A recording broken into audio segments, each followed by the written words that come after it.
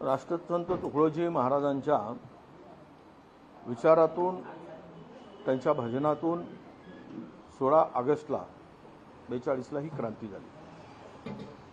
ही क्रांती देशामध्ये इतकी मोठी होती की सुभाषचंद्र बोसनी बर्लिनवरून रेडिओवरून या सर्व याची दखल घेऊन निवेदन केलं होतं आणि या शूरवीरांची शाबासकी दिली होती। चिमूरचा इतिहास फार मोठा जाजरला इतिहास आहे। ज्यावेळेस हा तिरंगा ध्वज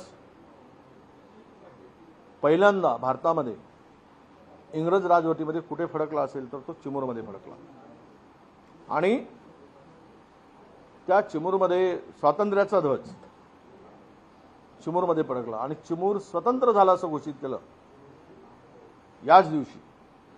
आणि त्यामुळं त्या इतिहासामध्ये त्यावेळेस 6 लोकांना शहीद व्हावं लागलं। एक बालाजी रायपूरकर नावाचा बालक या लढाईमध्ये या इंग्रजाविरुद्धच्या स्वातंत्र्यामध्ये उभा झाला आणि ते शहीद झाले।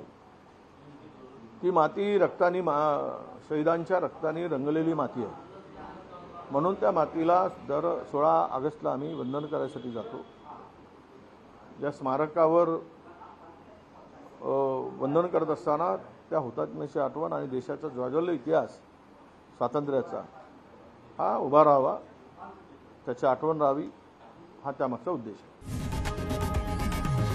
लोकशाही मराठी ऐका, पहा, जागरूक रहा।